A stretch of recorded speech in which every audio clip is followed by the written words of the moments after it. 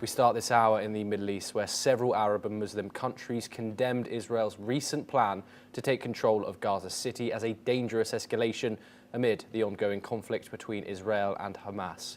Around 20 nations, including Egypt, Saudi Arabia and Turkey, denounced the move as a blatant violation of international law and an attempt to solidify illegal occupation by imposing a fiat accompli, undermining legitimacy.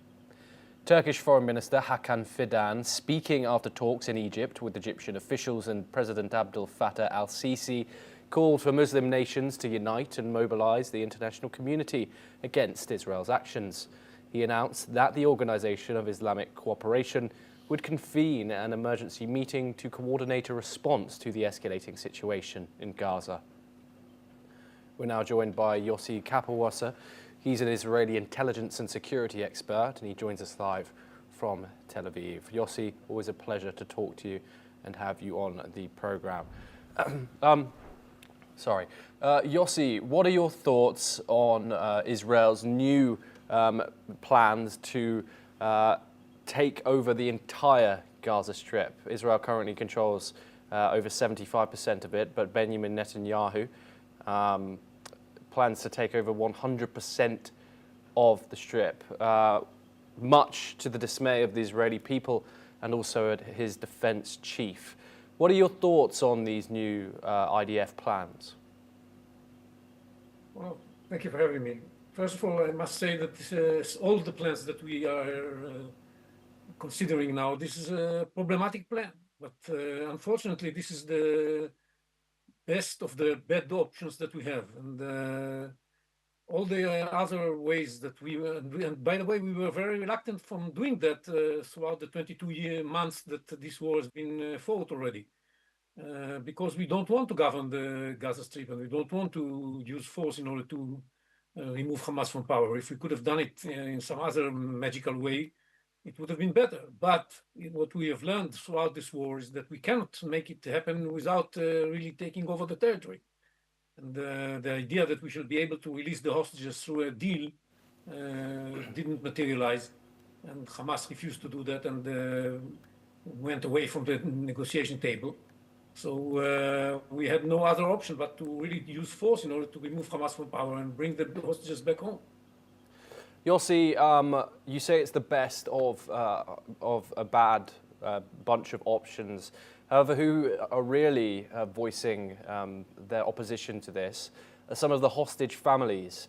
Do you think it's wise for the Israeli military to be reoccupying into territory that might put the current hostages in Gaza at risk?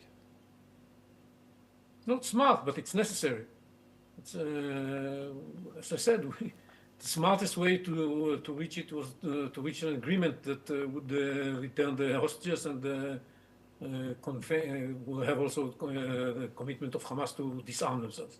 If we could have reached such an agreement, it would have been much better, but we just can't.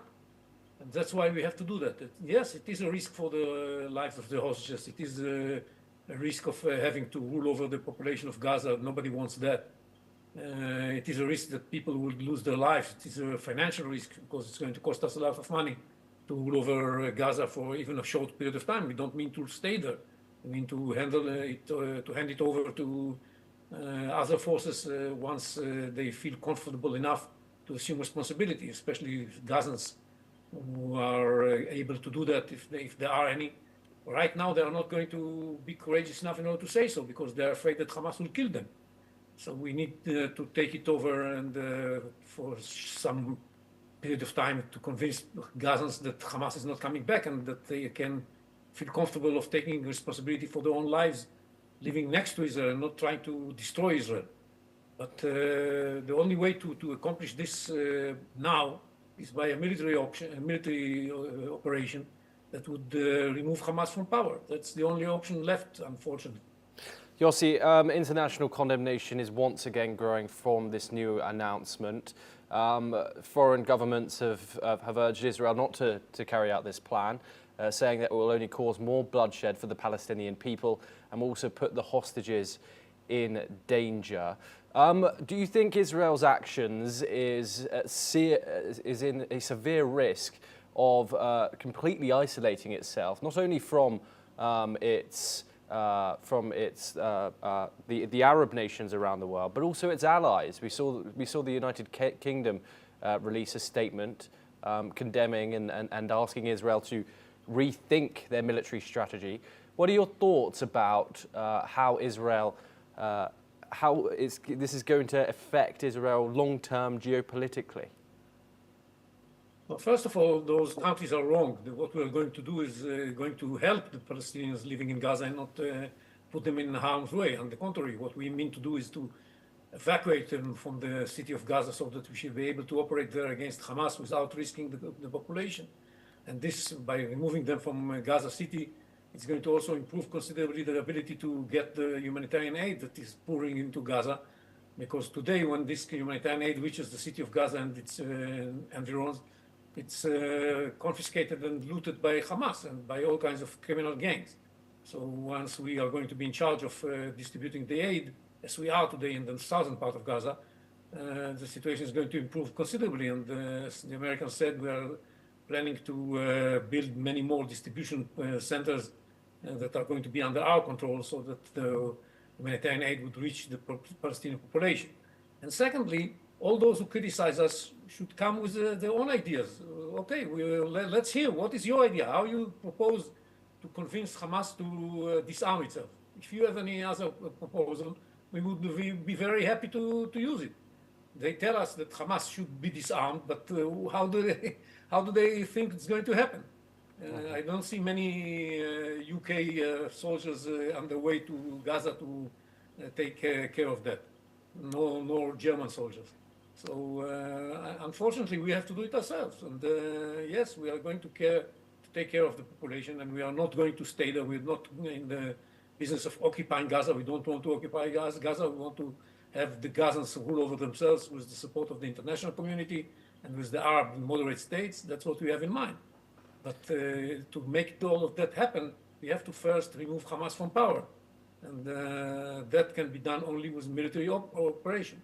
We have to understand, if we don't do that, if we leave Hamas in power, it would mean that the 7th of October was a very successful operation from the point of view of Hamas. And with everybody, with UK, France, and Germany siding with Hamas on this matter, Hamas really feels that they did a very successful move. Not only that everybody calls Israel not to attack them, but some of these countries are also ready to recognize the Palestinian state. Wonderful. That's really very rewarding to carry out a 7th of October type attacks against Israel. Massacre the Jews and you'll get recognition. It's this is unbelievable that it happens at this point of time. It's we haven't seen any move on the Palestinian side to justify something like that. On the contrary, they massacre Jews. They refuse to accept Israel's this is just to unfortunately we have to wrap up this conversation. These statements were urged by these three G7 members that you were talking about: France, the UK, and Germany and Canada, apologies, in response to the humanitarian situation in Gaza. They've asked for it to de-escalate. Yossi, I do apologize, we have to wrap up on that story. However, you are staying with us to discuss further updates from the West Asian